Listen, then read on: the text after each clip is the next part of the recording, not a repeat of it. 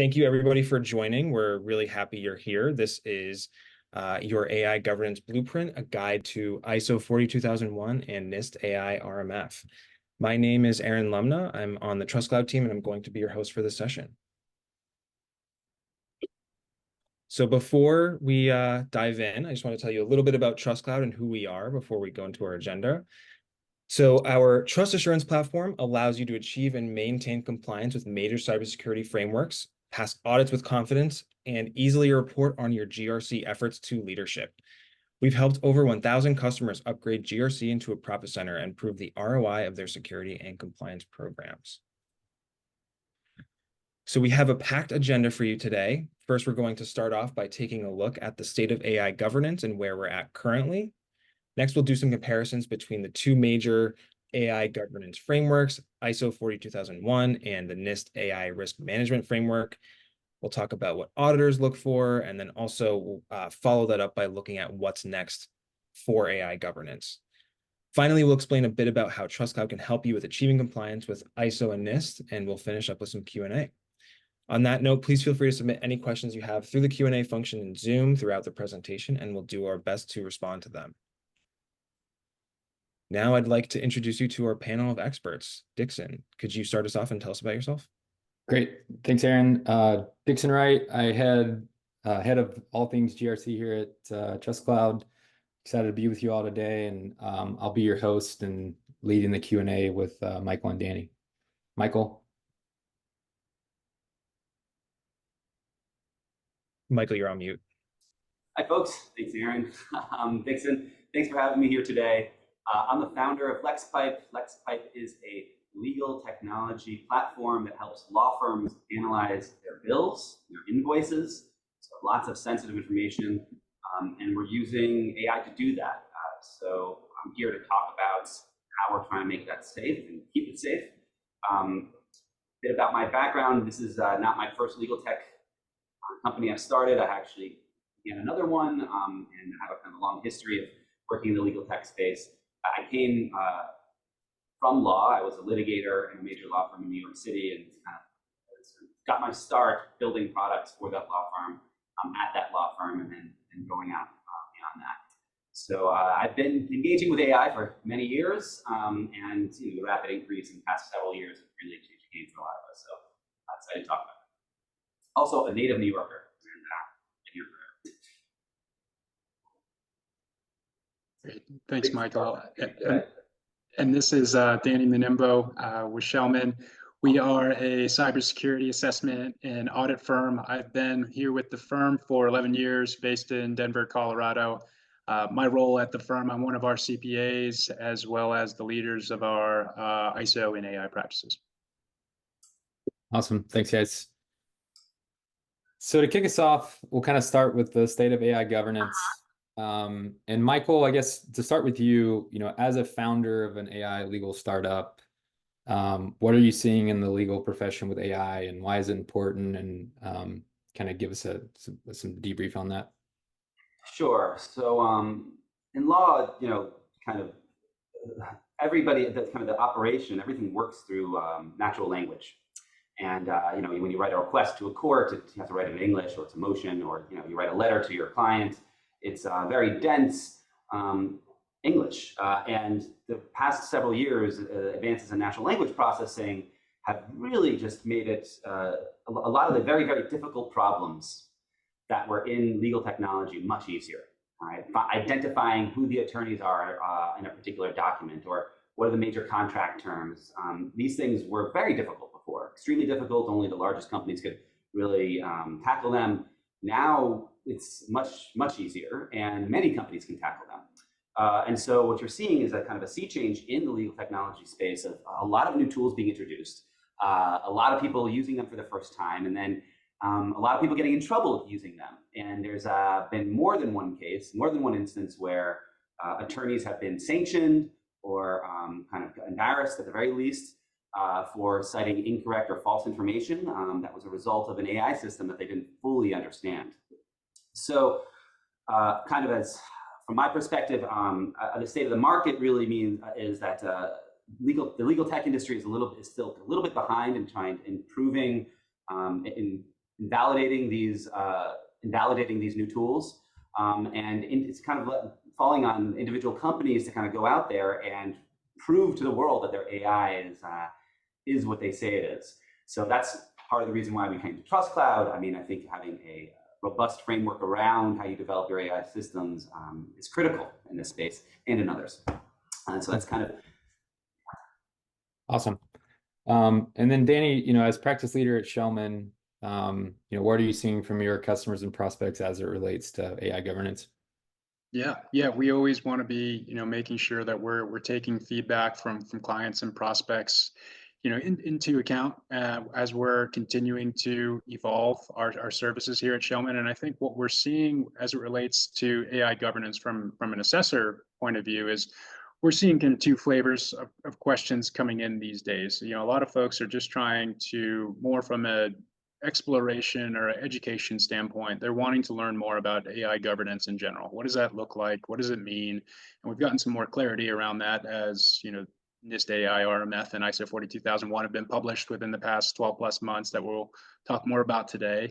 And others are, very, very schooled up on what those standards and frameworks are, and they're wanting to basically be leaders in their respective industries and, ensure that they're using AI in a trustworthy manner. Since, there's a lot of hesitance and nerves around the adoption of AI. At the same time, there's a lot of push towards, the adoption of Gen AI and other things for a lot of the reasons that Michael just mentioned. So, there's kind of this twofold hesitance and, at the same time, almost a rush. So, but folks, we need to be doing things in the right way. And that's where the guardrails and the safeguards for some of the frameworks that we'll be discussing today, have really come into play, and why at Schellman, we've put a lot of time and effort into our 42001 accreditation pursuit just to ensure that we're, part of the solution in terms of instilling a sense of confidence out there with AI use.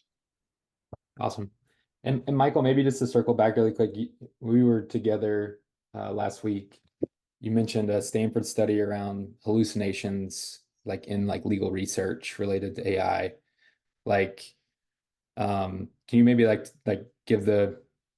give folks a summary of that and again some of the implications? Sure. So there's a pretty well-known Stanford study, came out about 3 or 4 weeks ago, but then they've been updating it several times. And it's the first really to evaluate these new breed of AI tools. It's arguably really the first public evaluation of commercial AI tools that I've really seen. And it's robust. I just kind of leading up to this study, as I alluded, when GPT-4 came out, or GPT-3, GPT came out, a lot of new tools were starting to become introduced. There was a lot of hype. I mean, we've all seen it. There were, crazy valuations, new companies, and there's still this kind of sense of unease in the sector that of this change generally, but also just people don't trust all these new tools, and effectively what happened is a group of Stanford students, law students, got together and got access to these commercial tools and designed a robust study to ask them very specific questions and see what types of responses came back. And they were really trying to investigate the issue of hallucinations, which I don't know, Dixon, if the attendees here know much about what hallucinations are, but it's the tendency for some of these systems to make up completely false information, completely out of the blue. And sometimes these hallucinations are totally ridiculous. You can spot them, the sky is green, right? But those aren't the problematic ones. The problematic ones are when it sounds very, very correct and it looks like it could be correct. And it feels like it could be correct, but in fact, it's totally inaccurate. And these actually come up quite a bit. And so the Stanford study basically did a bunch of question and answers to these systems, and they found that 1 out of 6, all right, had this problem, or was it 1 out of 6 or 1 out of 8? I should probably check. But regardless, it was well above. It was about 80-something% accuracy, meaning about 15% of hallucinations in the responses, and it changed from vendor to vendor. But this means that the people using the systems could no longer trust them. Okay, And that's what this, and it's a huge problem for the for these companies, for the users who want to use it. You know, in law, lawyers have something called a duty of competence, and if they use a tool improperly, or really, it can actually affect their law license. And so there's a big hesitancy to start to take up new technology that, you know, might not be fully baked. So the Stanford study kind of pointed out a lot of these hallucinations. They pointed out that it's much more common than people make them sound. If you read the marketing statements from a lot of legal tech companies, they say things like 100% hallucination free, which, you know, and 2 weeks later it's disproven, doesn't look very good. But you know, they have these statements, even the ones that are kind of a little bit more watered down. I mean, they'll say things like, you know, very low. We reduced hallucinations to almost null, or something. You know, kind of vague statements like that that you can kind of wiggle around. And what there's lacking in all these statements is any sort of robust, you know, framework for tackling these problems. So that's kind of, I think this study kind of brought out a lot of the issues that we're seeing, and I think it's helpful for framing kind of why these ISO standards are very important. Yeah, no, and that's a great segue. Just in terms of, I'll kind of switch it over to you, Danny. Aaron, if you want to go to the next slide. All right, so as a segue from Michael talking about the Stanford study, I guess, Danny, could you kind of give a high-level overview of 42001 and NIST AI risk management framework? You know, who's it for? I think the interesting thing that I think about as it relates to governance, especially with AI tools, is I think historically we've thought about certifications for product companies.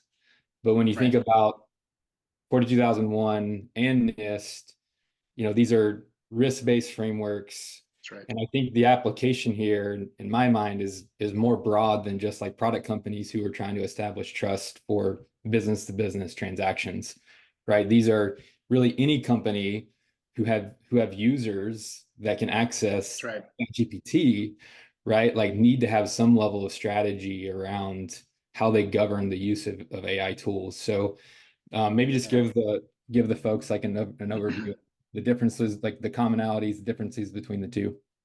Yeah, appreciate it, Dixon. And yeah, you're spot on. So definitely NIST AI RMF and 42001 have been the ones who've started the conversation around AI governance. You know, we previously heard we need to be using AI in a responsible and trustworthy manner, but there wasn't really any structure to what that looked like, right? So NIST AI RMF came about in the beginning of 2023 and gave us a view into, okay, well, this is what risk management specific to AI can look like, right?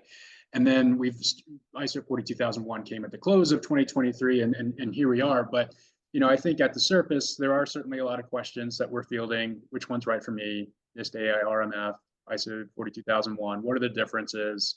Couple misconceptions there, so we'll kind of dive into all of that. But on the surface, they're intending to solve the same problem, right? They are ways that you can demonstrate that you are using AI in a trustworthy manner, using a risk-based framework, right? And things to think about are, you know, who's the target audience of these? Well, that would be really, you know, it's broader than one might think. And this is kind of one of those, what I would classify as a misconception. It's not just for the quote unquote AI companies, the, you know, model creators, the open AIs, the Anthropics, et cetera. They are really intended to be geared towards your specific role and use case with AI. So certainly they are going to apply to those AI companies I just mentioned, but also companies that are just using AI as a component of their services, right? And that could be, you know, through an integration with OpenAI, or you're creating AI in-house. So it could be for those, what we'd refer to as producers of the AI technologies, or you're simply a provider of some type of service that is utilizing AI. And 42001, they are very specific on this role. What is your role with respect to the standard? Much like if folks are aware of 27701, where you choose your role as a processor, or are you a controller, or are you both? Because that helps with respect to 42001 drive the applicability and the extent of the applicability of the requirements within the standard. Obviously, with an open AI, it's going to be a lot more of a complex assessment than it would be, if you're using third-party sources of AI. But like I said, I think ultimately which one is correct for you, it probably depends on what you're seeking as far as an output. To give you an example, with AI RMF, you can do a self-assessment. You could do a third-party assessment, but with 42001, we've gotten a lot more inquiries and interest there. Like I said, NIST AI RMF came out first, so that kind of started that AI governance conversation. The pendulum is kind of shifted a little bit towards 42001, I think, because there's a couple reasons there. There's obviously the end result. It does result in an internationally accepted certification. And number two, with the widespread use of ISO certifications in the US, primarily 27001 for security, 27701 for privacy, folks just really understand the value and the brand name of ISO now in the US, as far as that being a competitive advantage, that being a driver of new business, et cetera. So that's kind of why we've seen a lot more with 42001. Obviously, from a time and resource standpoint, it may not always be practical for everybody to seek out third-party certification, to where it could be more or less indifferent which you're choosing, the RMF or ISO 42001. In fact, they've also published, it's available on NIST.gov. There is a mapping between the two documents, and you can see they're not mutually exclusive. They're covering a lot of the same content. In fact, at least according to the mapping, the entire RMF is mapped to 42001. So there's a lot of similarities there. Awesome. And I think, to that point on 42001 being like certifiable with ISO, right. I think it would be helpful, and especially given that it's new and that organizations that are actually doing the certifications have a process to go through. In the ISO world, that's called accreditation, but maybe it'd be helpful just to briefly explain like the difference between an accredited certificate versus non-accredited. And Aaron, if you want to go to the next slide. Yeah, happy to, Dixon. And this is definitely a hot topic, especially with 42001. A lot of companies want to be the quote unquote first ones to demonstrate that they're 42001 certified. And it creates a little bit of confusion and more or less devalues an ISO certification with the unaccredited piece, and I'll explain why.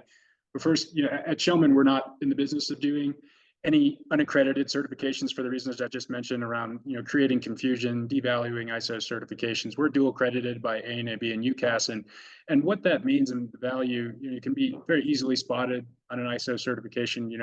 Like I mentioned, we're dual accredited. You would have the accreditation body, accreditation logos or seals of both those accreditation bodies on our certificate, so it's very easily distinguished. And what's the value of being accredited? Essentially, that is an assurance that your certification body is doing things the right way, for lack of a better term. I mean, we're allocating the right resources from a competency standpoint. We're spending the amount of time required by the standards doing these audits.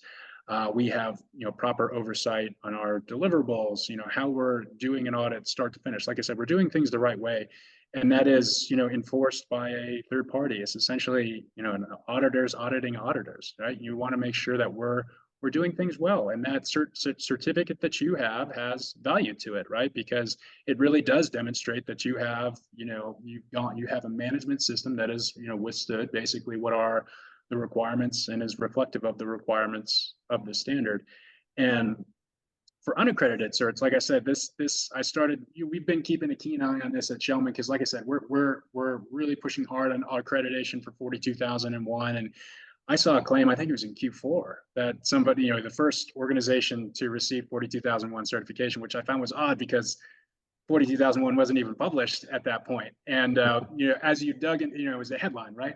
And as you dug into the article, it was, there was a certification against a final draft version of 42001. So not only was it, a certification that wasn't against the official version of the standard, which hadn't been published yet, it was obviously an unaccredited standard as well. So who knows what that audit looked like, right? It could have been a conversation, and whatever it might be. There was no real supporting standards at that point that were out that could be have been followed. So again, those are questions to ask your certification body as you're going through the selection process. What is your accreditation? What does that look like? When will you be accredited? Just to get assurances that the ultimate deliverable that you're receiving does have the value that you're expecting to receive from it. Yeah, and I think the other piece of that is like making sure, like as you mentioned, as part of that selection process, that the organization that you do select like is pursuing and has been accredited. Otherwise, you're going to essentially provide that to someone who is a sophisticated, Right. evaluator of certificates, is going to notice that the seal is not present and is going to basically negate the fact that you have it. So I think that's a really critical thing for folks to consider, especially in the age of, these really cheap kind of certificates and SOC reports and all these things that are out in the marketplace today, where some of this has been commoditized. Like, we want to make sure that, you all are getting the right information and selecting the right vendors to do that. I guess switching gears to Michael, Michael, you were one of the first kind of adopters of 42001 on the TrustCloud platform. Why is your company, looking to pursue 42001? And what are some of the insights that you've gained like through the implementation process?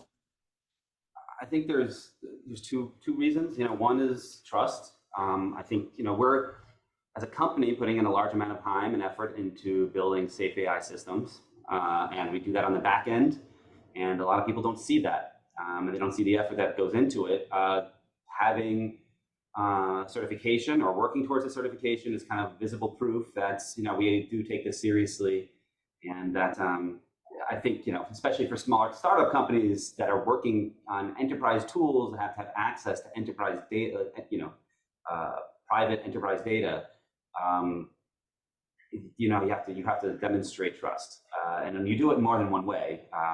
And these certifications are one of those ways, but you have to do it. And so that's kind of building trust with the client is one. And then I'd say the other kind of major component of it is kind of competitive advantage, right? So there's trust, and then there's differentiation. And when you read these articles, I'll link to the Stanford study, but that's every single major law firm is now kind of concerned about hallucinations, and they're looking, when they look to the market for products, they're going to try to seeing something that differentiates and builds in an actual level of safety. I think is an additional feature. It's kind of like seatbelts on cars, right? In the beginning, people complained about them in the 80s, and then you'd be mad not to want one, right? So people start demanding that, right? And then now they're not really, their safety features are a sales item. So I think that's kind of an element of what we're working on as well, trying to make, sell not just a product that works, but sell a safe product that works. Yeah. And I think this is the way that we prove it, build that trust, and then also gain a competitive advantage. There aren't that many in the legal tech space that are doing this. Like I said, it's not, the industry itself has developed in kind of self-regulating on this kind of AI quality. Yeah. Okay. Awesome. And then, Danny, I guess kind of maybe wrap it up around 42001, but like what advice would you give companies who are like pursuing certification? Yeah, sure. Again, I think the concept of AI governance is fairly new. So folks, and judging by the poll numbers, you've got 50% of folks that are still considering implementing this AI governance, within their organization. So I think a lot of folks are still just wrapping their heads around what this looks like. But a lot of the conversations that we're having today, especially for 42001 specifically, they are with organizations that already know ISO, right? They may be 27001 certified, 27701 with privacy, et cetera. So they understand that. But a lot of the questions we get is, as you can imagine, how much of 42001 is covered by, our security and our privacy ISO certifications, right? And I think it's important to start there because it's not like, what we see with, and you all are familiar with the overlap of a, say, an ISO 27001 certified organization going for SOC 2. Like there's a lot of overlap there, right? There's security concepts and shared concepts between the two frameworks. When we're looking at AI, obviously there are crosswalks with security, with privacy, even you could say with quality. And in fact, there are 3 ISO standards in those areas in 27001, 27701, and 9001 that are all specifically called out within 42001 because of the intricacies and, kind of how AI relates with, obviously security being top of mind with any technology. If AI is interacting with PII, you'd want to be sure that it's integrated in your privacy program. And with 9001 being a standard that's very focused on customer confidence, on it's very data and process driven, makes a lot of sense from an AI standpoint. So that said, even though there's interrelations there, there's still a lot of unique considerations and responsibilities by organizations who are utilizing AI, right? There's for instance, bias and fairness. These are data issues, right, around model training, data quality, data representation that typically aren't the focus of existing security and privacy programs. So those are things you want to keep in mind, right? AI isn't inherently good or evil. It's not inherently ethical or unethical, but oftentimes it can seem to be, or its use can be, if it's not utilized in the proper way, right, with the proper oversight and safeguards. So I think, taking all of those things into account are really the intended use of a 42001, and how it, while being certified in other domains that I mentioned, is helpful. It's still a very narrow lens that we're looking at with 42001. Yeah.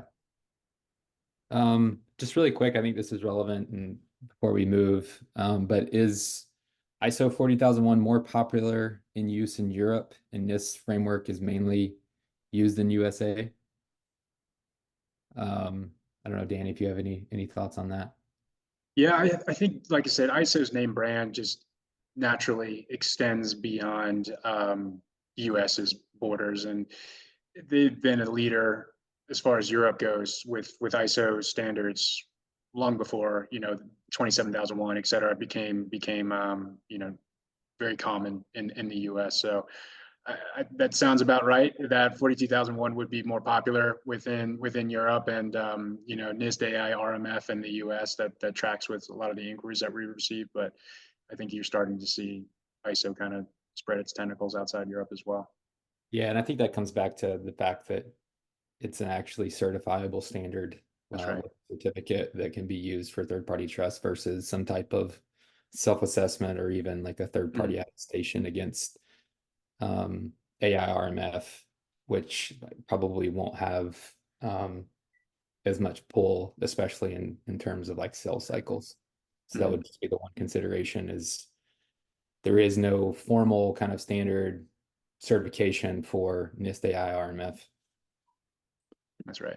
All right. So if you want to go through just like all the different pieces here, but I was asked the question, but I guess, Danny, how should companies think about tracking like, all these different standards? I think, I think 42001, RMF are kind of tip of the iceberg. We've seen the EU AI Act. We've seen the executive order on artificial intelligence from the White House. I think I think we're going to see like all these different jurisdictional kind of implementations of these types of standards, or kind of their own kind of flavor of them. But, what's your advice in terms of customers having to keep track of this kind of changing landscape, which is probably going to be fairly rapid? Yeah, it's a good question, and it's a bit reminiscent of GDPR when that first came out, and then a lot of the state-specific privacy regulations coming out afterwards, and people are pulling their hair out wondering how they can comply with everything. What do they do? So I think we're kind of starting to see that with AI, right? The EU AI Act, I think it's days away, last time I checked, from becoming a formal law, and then what will come after that. Oftentimes it takes the one, right? Maybe that was GDPR back in the day with privacy, and now it's probably going to be the EU AI Act with respect to AI legislation and what's to follow. Often folks will use a big legislation like that as a baseline for implementing their own jurisdictional specific versions of that. But I think the most important things that you can do are certainly understand your compliance obligations. To what degree, or does it apply at all, the EU AI Act, right? Because it's got that kind of tiered application of based on the risk profile of your system, of your application of AI. This is the aspects of the standard or of the law that apply to you. And the other thing to think about is, as far as the value you intend to get here, can you demonstrate that you're proactively putting safeguards into place? Whether that be through 42001, whether that be through the NIST AI RMF. I mean, the idea here is that you are taking AI governance seriously. You're not just waiting for, to get dinged on something, because, I know how they actually go about enforcing, the requirements of EU AI Act or any future legislation is kind of TBD at the moment. But the best thing that you can do as an organization is start really thinking about AI governance and pursuing one of these frameworks. I don't think one is right or wrong. Like I said, we kind of talked about the expected outcomes of it. Do you want a certification, or you want just more of a do-it-yourself type of framework in NIST? But be proactive about this so that you do have something to demonstrate as far as these are the safeguards that we put into place. We're starting our implementation, or we're implemented, and we're going to continually improve doing 1, 2, 3 things, so that if push does come to shove, you have something to show for that. Yeah.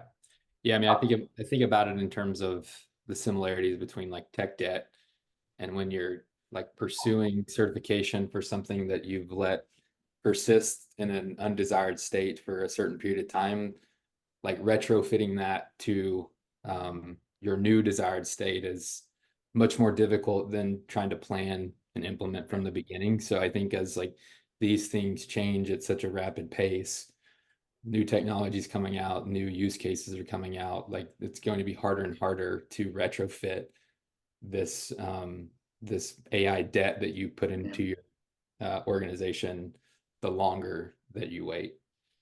And I guess like last question for you, Michael, kind of on that same note, but like as a founder of an AI-based like technology company, how do you think about this in terms of continuing to establish like trust with your customer base? Obviously, not necessarily in a regulated space, but in a very industry specific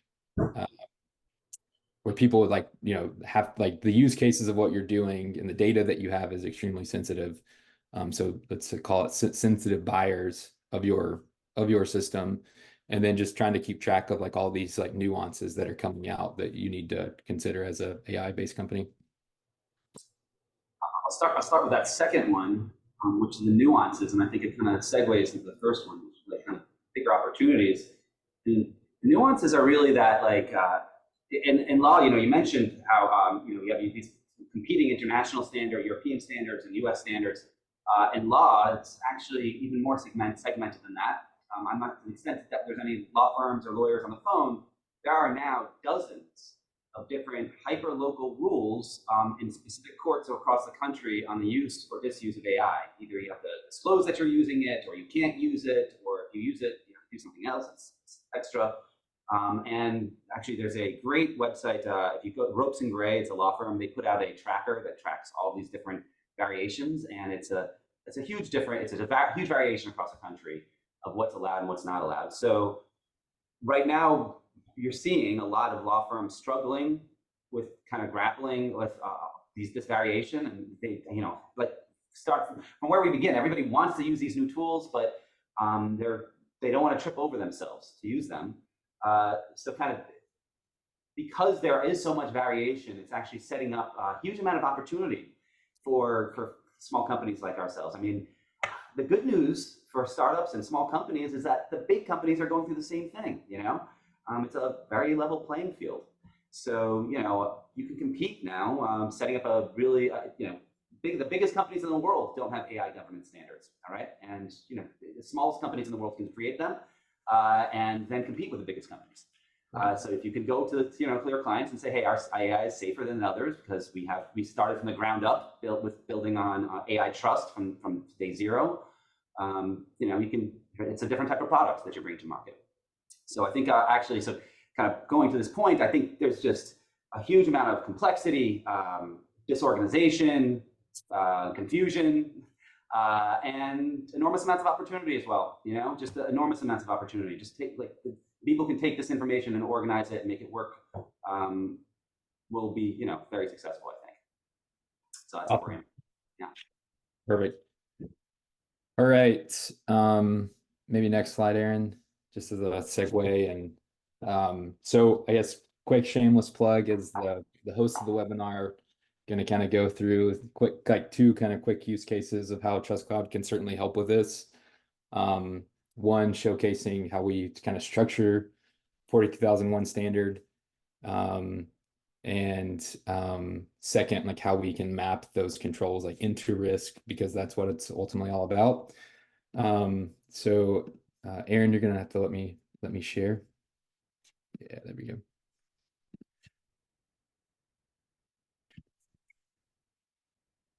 And while I pull this up, I think just some quick background. As part of 42001 and AI RMF within TrustCloud, we give you around 61 control considerations and 3 AI specific policies that you can ultimately adopt within the platform. I call out considerations because we're not set up to allow you to hack 42001 compliance, but we do want to make it easier and kind of tech enable your journey to get there. So I think it's important for you to work with your internal stakeholders, work with your readiness partners, your audit partners, to make sure that you're set up for success, and that you're implementing the right amount of controls, and if you evaluated the risk appropriately. But there's kind of 3 things that we're going to help you track towards. One is the actual controls, the control status, whether those are passing or failing or untested. Evidence collection for those controls that you've ultimately adopted, so that you're continuously preparing to get assessed, and then whether or not you have the policies in place and that those policies have been approved. We're also going to track you through the various clauses of in this case 42001. We also include clauses 4 through 10 of the management system, which is an integral part of 42001 as well. And then secondly, allowing you to perform risk assessment against the risks that AI pose to your particular organization, which is a critical piece to both of these standards, obviously. And then basically link those controls to make sure that you have sufficient control coverage to actually mitigate those risks. And that becomes part of that overall evaluation process for what is ultimately required. So again, we're not here to help you to get 42001 compliant in a week or a month. That's going to be organizational dependent.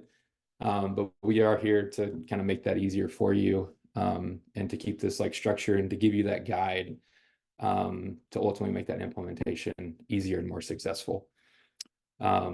So with that, I will stop sharing my screen, and we have a couple of kind of Q&A here towards the end.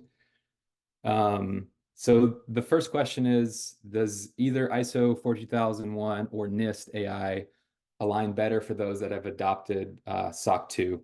Danny, it's probably best for you to answer that. Yeah, Diction, should we just attack both of them at the same time? It looks like the second. Yeah. So I'll do my best to answer both. Yeah, I'll go ahead and just ask the second one too. But for a boutique firm that's achieved SOC 2 and focuses on delivering AI-driven solutions and staff augmentation service, which would you recommend to further enhance 42001 or NIST AI? Why? Yeah, good questions. A lot of folks doing SOC 2, which is not surprising. So, as I kind of talked about in the beginning, there's a ton of overlap, which we knew between like security, frameworks and standards. 27001 and SOC 2, we understand what the overlap is there. It's pretty clear. Once we get to a 42001, as far as does that help us with SOC 2 compliance or vice versa?